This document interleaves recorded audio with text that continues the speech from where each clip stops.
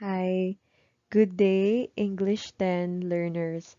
So, before I start my lesson, I would like to congratulate everyone for completing the first quarter period. A big hand of applause for everyone. Now, as we enter to the second quarter period lesson, um, I want you to expect this lesson would be much harder than the first one because first quarter is just the introduction of the whole lesson for the whole English 10 curriculum. And now, before I start my presentation, I would like to congratulate everyone for giving their best and for answering all the modules, even though everyone is tired, even though you're having a hard time in studying every lesson. So, congratulations! Now, as you can see in the PowerPoint, we are going to study the language of research, campaigns, and advocacies. Okay, so language plays an essential role in our lives, more than just serving as a way for us to communicate with one another. As we know, um, language is part of our culture. We cannot um, we cannot replace studying language with other lessons because language is needed. We cannot communicate and understand each other if we do not use language. And the three importance of language, of course, it's not just three, but it's more than three, as I know. But I have here the main purpose of language. So the first one, language enables us to inform. When you use language, one can inform anyone. Like for example, right now, I am informing you about the lesson that we're going to tackle. And through language, when you're reading books, when you are even studying math, it always has to involve language because it serves as a bridge to understand what's going on around us. Second, purpose of language is to entertain. So many of us, we read mangas, we read comics, and not just that, we have Wattpad, right? For those who are Wattpad lovers. So we use language to entertain. You remember the memes that you see in Facebook or in Twitter or in Instagram. So we use language to enable us to be entertained because life is boring if every one of us will just, study formal stuff. Number three, language enables us to persuade others. So what does it mean? Through using language, um, we can understand that, um, persuading other people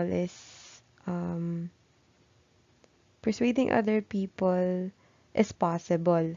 Like for example, when you're watching advertisements in your TV, uh, one can be said that, when they watch TV, they can easily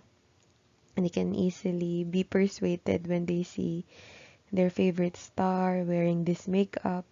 You wanted to buy also this makeup line because she's your idol or he's your idol.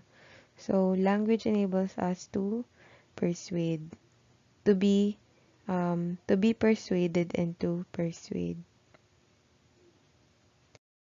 Okay, so I want you to pause this video and I want you to look at the picture. What can you see? The family is doing what?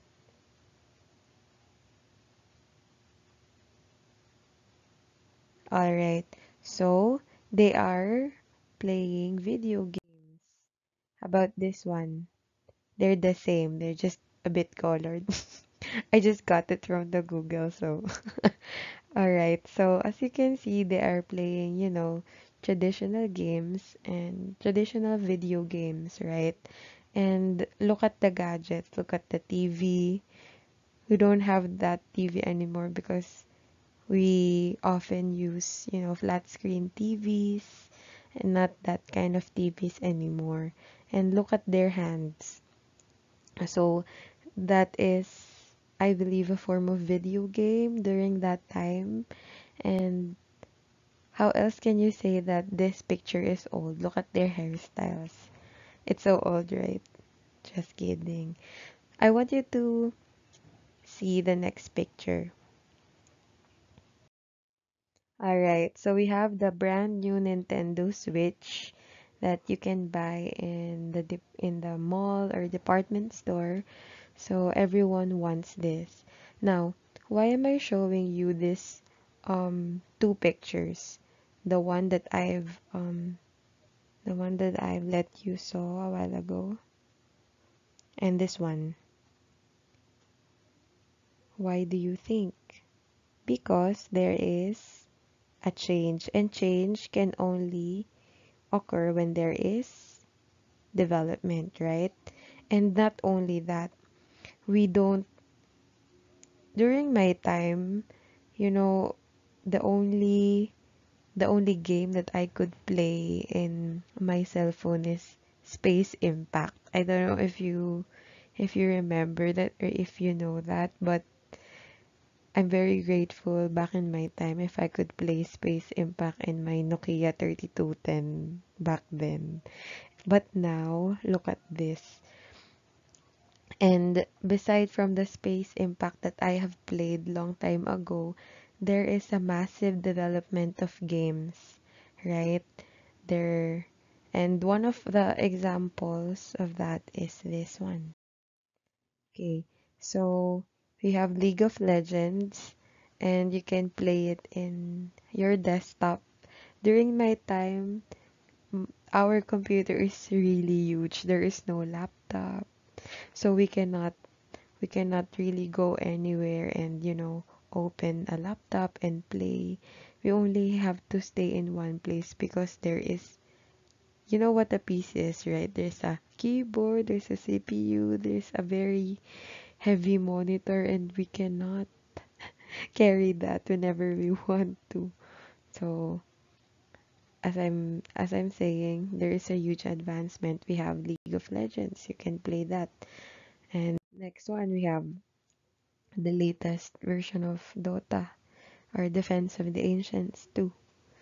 And as far as I can remember, you can play League of Legends now in your phone through the Wild Rift.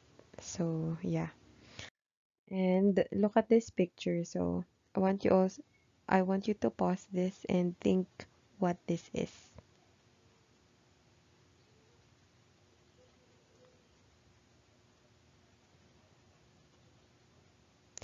Alright. So if you're thinking that this is a pharmacy, you are correct. I want you to look at the pictures. So you can see old bottles, you have there some look at the desk. Those are the things that you need whenever you're manufacturing a new herb or a new medicine, right? So look at the next picture. So this is the modern way of developing or creating a medicine. So we have the latest technology that we can use nowadays. So why am I presenting this to you? Because I want you to understand that these are the products of research and development. And take a look at the next set of pictures. What do you think is this? I will read the first, the pink one. Become a youth mental health advocate. And then the second one, lend a hand, plant and sustain a tree. What do you call these? These are, you learned this during your first quarter period. These are called advocacy posters. Very good. So, yeah. So we have advocacies here. So the first one is mental health advocacy, and the next one is, they are like you, persuading you to join their club and to promote what they want you to promote. All right, so they are called advocacy. The last set of pictures, who are the politicians that you can see?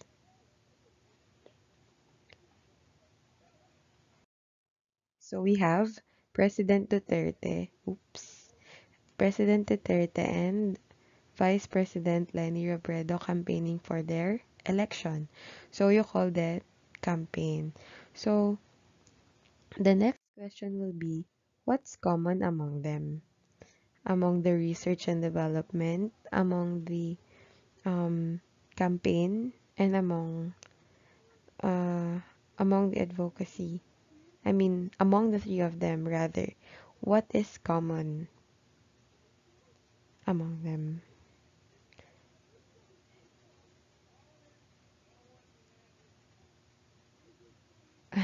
I want you to think, even though I'm not hearing your answers. So, if you're thinking that the common thing among them is language, you are correct. We cannot we cannot um produce new researches if we do not know how to communicate the need to create one, right? So if no one will speak that, you know, something is really hard, why don't we make it easier and develop a new one and conduct a research? So you're using language. Second, for campaigns, how can you persuade someone if you will not use language, right? How would you how would you persuade the voters to vote you if you're muted, right? If you don't speak. And the third one, how can you persuade others to join a specific advocacy if you don't use a language? Can you recall the poster that I've posted that I showed you a while ago? So um they are called posters, and you cannot just see pictures, right? There is a language. And even if you see pictures, it's also a form of language. It's called nonverbal language because a picture um can give you 1,000 message, right? So that's it. So to further understand what is the difference among them, let us take a look at this. So research makes use of a formal and academic and persuasive language to communicate discussions. And yeah, so from the first bullet, we can understand that there are three kinds of language used in research.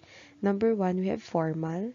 Number two, we have academic. And number three, the word persuasive. I want you to remember that word. The word is persuasive. Alright, so for the second bullet, language greatly matters in research as it enables the researcher to effectively what? Communicate valuable results to his or her target.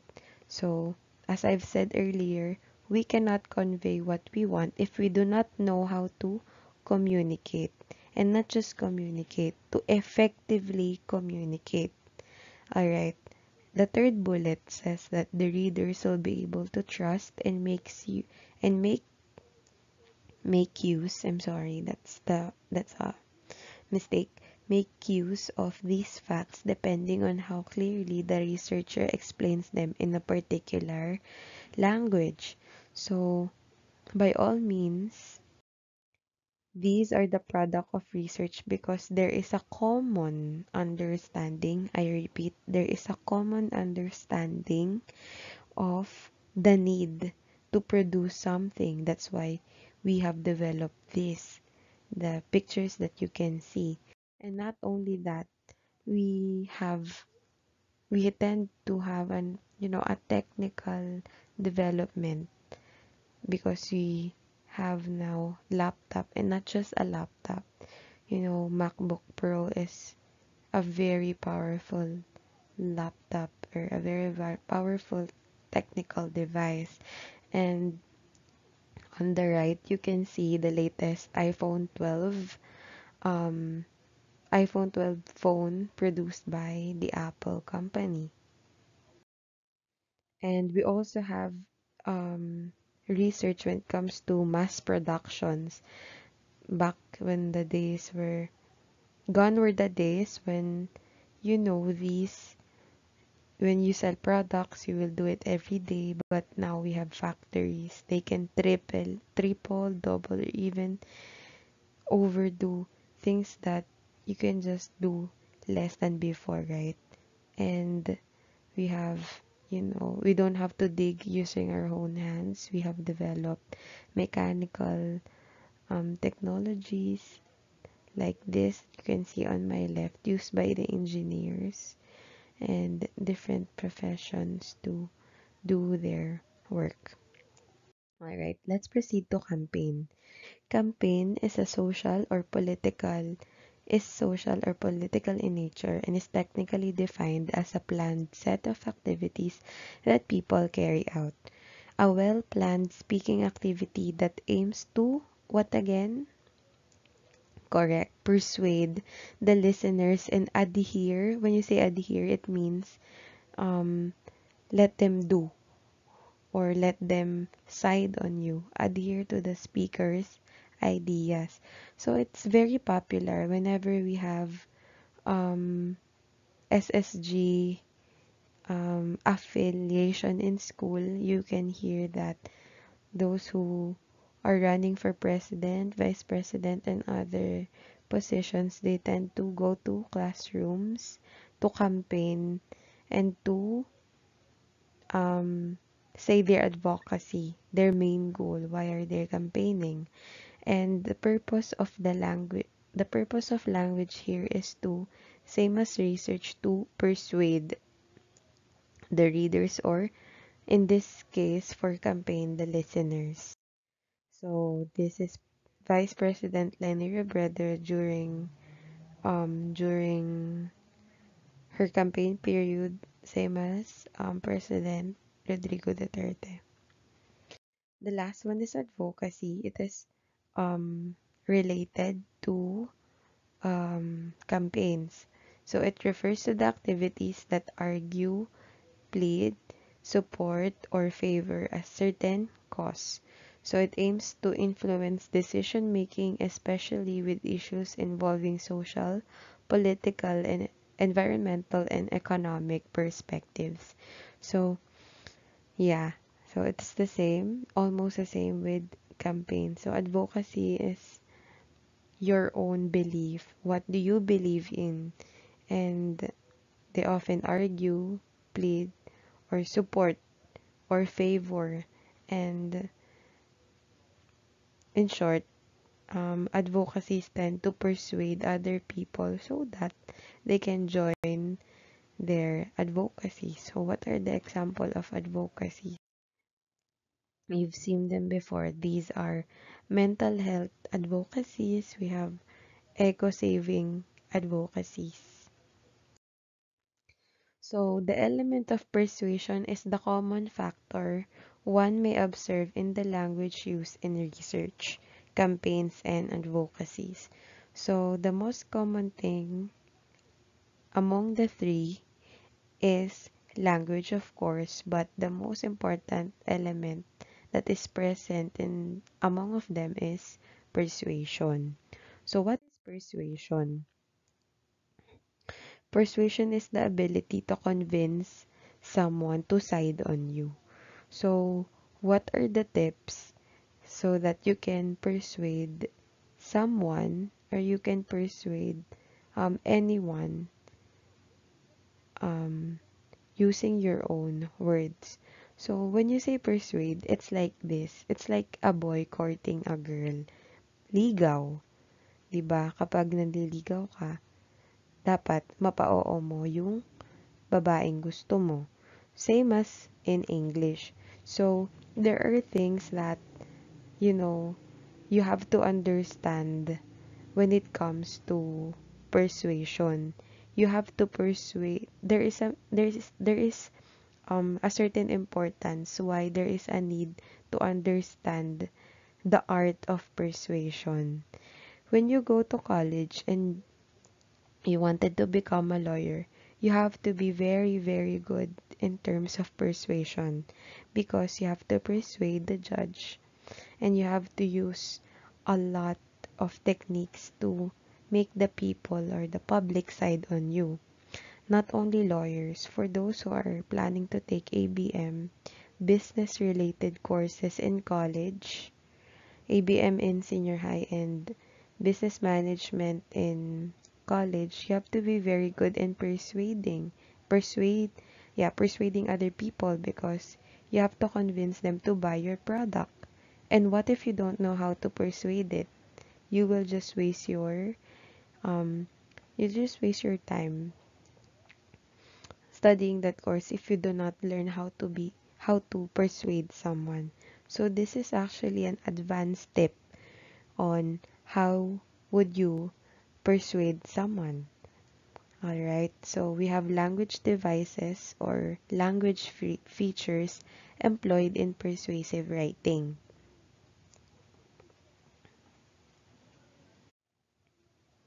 Alright, so what is persuasion? It can be used for various purposes. As I've said, to convince someone in your point of view, to make someone change his or her ideas about something, to resolve disputes, to resolve conflicts.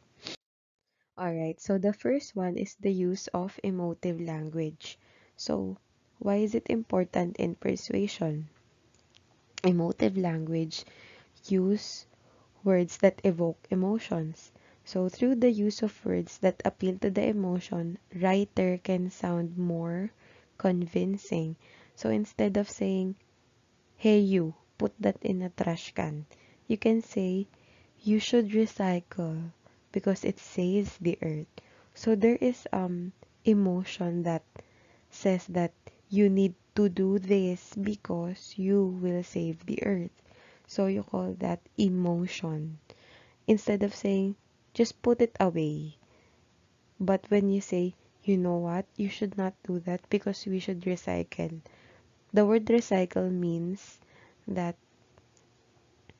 we cannot take things, you know, we cannot take things unseriously anymore because earth is dying and we should, recycle to save our home. Okay, number two, the use of modal verbs. So what are modals? Modals are the verbs like could, should, would, what else? Can. So those are persuasive words. So modal verbs express how likely something is going to happen, and it helps adjust the level of certainty of events to suit arguments. All right, so let us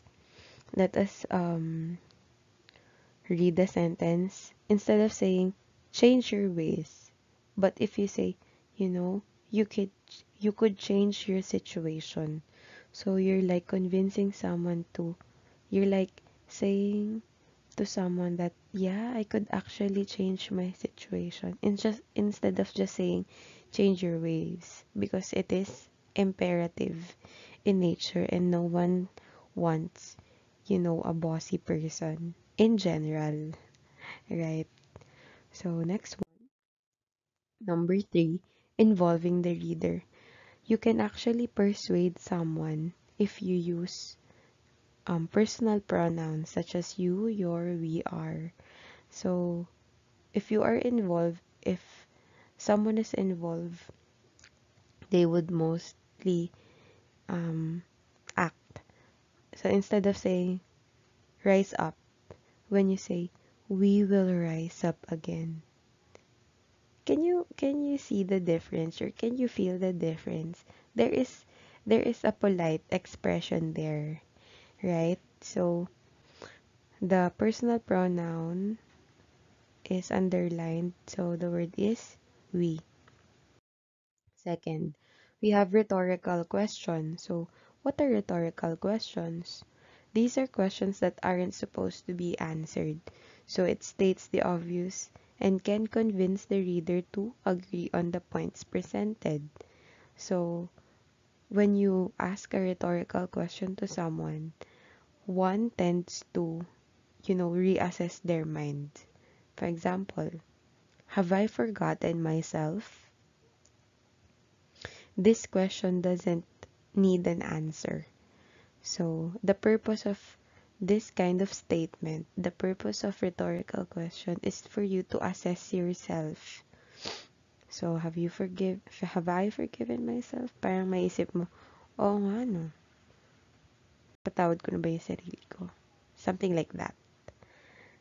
Okay, number 5, using evidences. So, for you to persuade someone, you have to use evidences. Alright, so you use facts, figures, or quotes from reliable, for reliable purposes and from reliable people.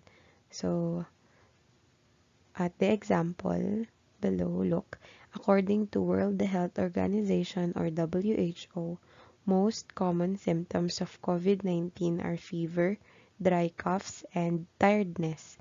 So, by using a reliable site, yung um, .com, you can actually prove it that you're saying is true and you can convince someone. It's the same like, for example, um, you know what? I bought this food in this shop and it's so good. So you tend to buy the same product because you are convinced that your friend or someone says that it is actually good. That's why shoppers in online shopping like Shopee tend to leave reviews so that um other people can be persuaded to buy their product because it's good. Next, repetition. So, repetition is a technique that involves repeating keywords, phrases, or ideas to appeal to the readers. Oh no, I've actually lost it. So, repetition, for example, I'm so sorry, I skipped the slide. I cannot go back. When you say repetition, you also mean the literary device anaphora. It is spelled as ANAPHORA. So when you say anaphora, it is the occurring words in a sentence, and it is a literary device used by poets to emphasize something. So, um, my example there is Charles Dickens in his book The Tale of Two Cities. So, one part of the book says that there is a repetition of it was a bad era, it was a good era. The repetitive phrase there is it was, it was, it was. So in every sentence, you can see it was there, it was that time, it was something like that. If you could understand me, you can search it. And you call the repetition what again? Anaphora. So what is the emphasis of that statement? Why do we repeat?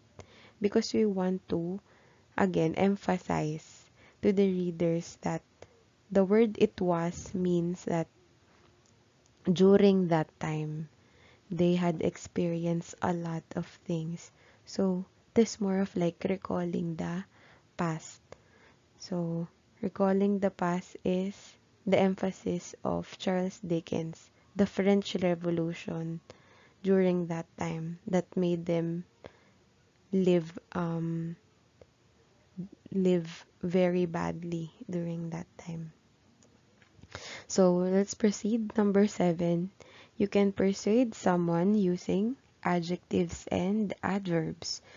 So it makes the writer influence how readers feel. But what's the difference between adjectives and adverbs? Let us recall. An adjective describes a noun and a pronoun. So what are the examples of noun? Noun is the name of a person, place, or thing. So a name for a person can be Carla. A name for a place could be Sariaya. A name for an event can be Christmas. So any names can be called a noun. Kaya nga siya sa Tagalog, pangalan. Pangalan ng lugar, pangalan ng tao. Not pangalan. Because pangalan is name. Do you understand? Yes. As if I could hear you. Then the second is pronoun. When we say pronoun, it means replacing the name of that noun. So if noun is a name of a person, what does a pronoun do? It replaces the name of a person and replaces it with the word she, maybe. For example, what I've said, um the word the name Carla. What is the pronoun for the name Carla? It may be she, it may be her, like that. So let us look at the example below. Anna is the most beautiful girl in the world. So the underlined word is a noun because Anna is a name of a person. And the one with the yellow word, it is called the word beautiful. That is an adjective because the word beautiful describes who? Anna. And then the second example, I just replaced Anna with you. You are the most beautiful girl in the world. So you is a pronoun and the word beautiful describes the word you. Who is the most beautiful girl in the world? It is you. Okay, so remember that adjective describes a noun and a pronoun. And the second one, adverb. So an adverb describes an adjective, verb, and another adverb. So if we could split the word adverb, we have adverb. So let us repeat. An adverb describes an adjective, a verb, and another adverb. So look at the example below. She dances gracefully. So the word dances is a verb and it is being described that it is that the dance is graceful, gracefully done. So it describes the dance. All right. The second is the place is strangely quiet. So the word quiet there is an adjective. An adjective is, what is an adjective again? It describes a noun and a pronoun. So the noun here is place and it is described by the adjective quiet. And the word quiet is being described by the adverb, which is, alright, strangely. Alright, so you can persuade someone by using adjectives and adverbs. Last one. No. Third to the last. Number 8, association. So association is a technique that tries to link an object or an idea which something already liked or desired by the target audience. What is the example of this? Okay, take a look. This is Nadine advertising a papaya soap brand. So Nadine Lustre uses this papaya soap to keep her flawless good skin. So if you are a fan of Nadine Lustre, of course, you will be persuaded to buy the product because it is associated to someone that you idolize or someone that you like. That's why a lot of companies hire artists from different networks, may it be, local or abroad, to endorse their product because many people trusts their idols or favorite artists. I hope you can keep up, and we are on to the ninth element. So the use of bandwagon can persuade other people. So what is a bandwagon? This technique makes the audience believe that everybody is doing it.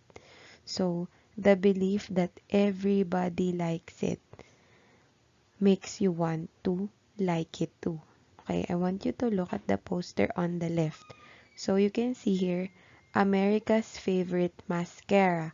So you can see here the brand Maybelline.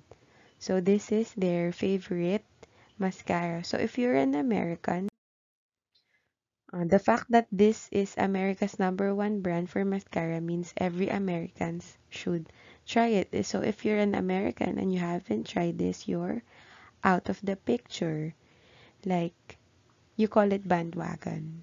Alright? So in the Philippines, there was a flip-flops that was introduced, and it is called Havaianas, and the more expensive one is called Ipanema.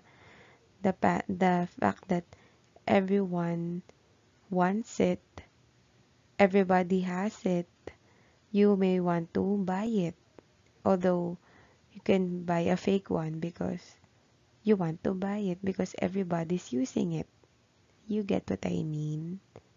I hope you do. Alright, so the last element that you can use to persuade someone is to use the experts on a certain field. So this means relying on an expert's advice from trusted people like doctors and scientists. So for example, Safeguard. They always say in their advertisements that is PAMET recommended. So, according to PAMET, or Philippine Association of Medical Technologists, Safeguard is the safest soap to use because it eliminates bacteria.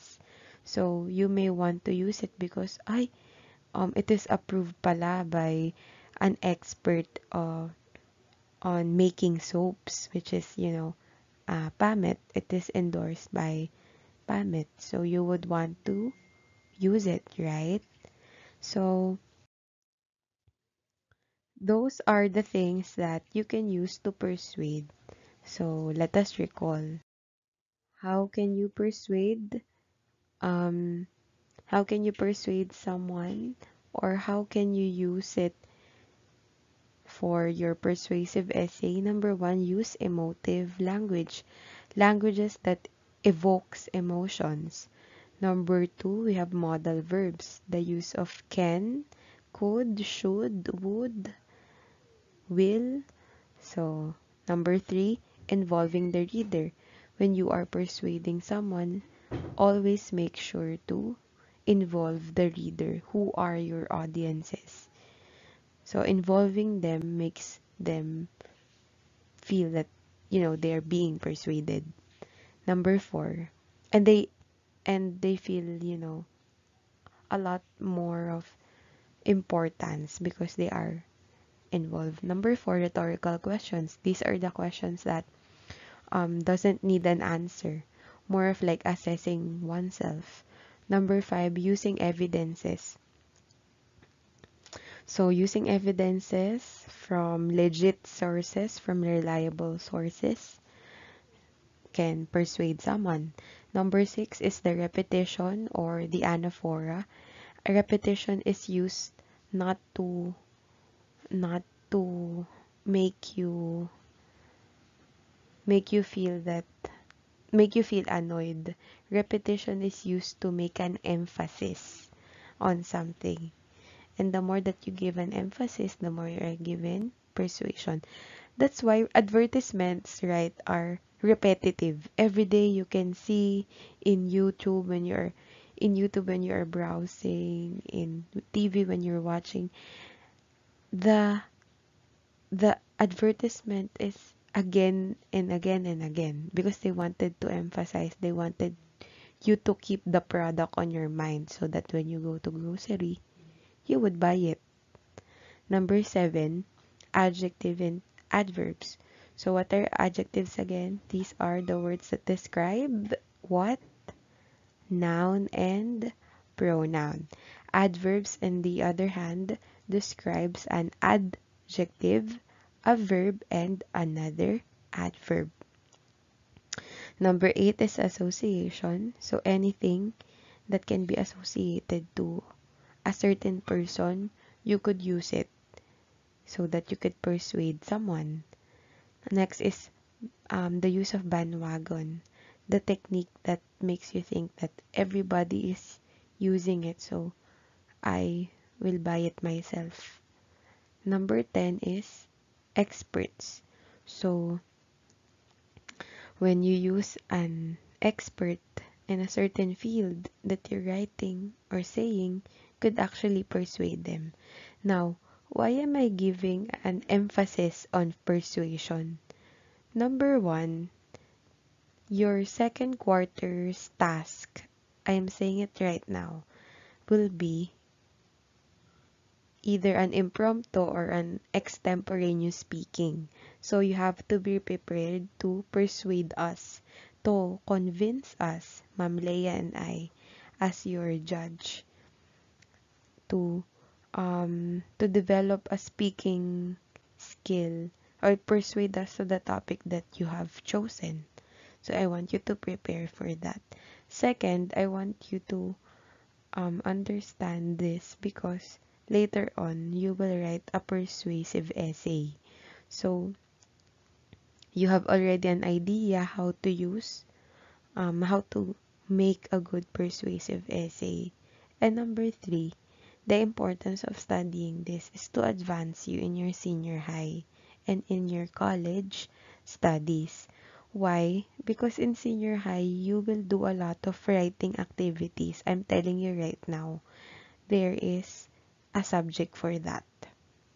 And also in college, you will have to um you'll have to undergo writing in the discipline subject. Whatever your course is, you have to study that because everybody should write a research before, a thesis, as we should say in college, before graduating. So you have to practice yourself to write very well and to speak well.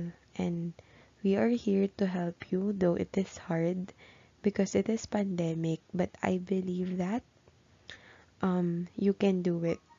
So if you have any further questions and inquiries, kindly message us in our GC. It is English 10.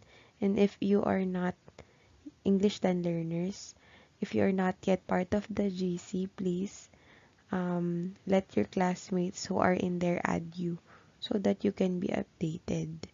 And another announcement will be the submission of your project.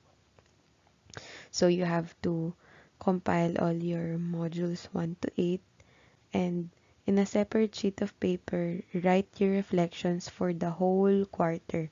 What did you understand in the whole quarter in English 10? You will put that on top and then you will punch it using a puncher and then use a fastener and then write project in English.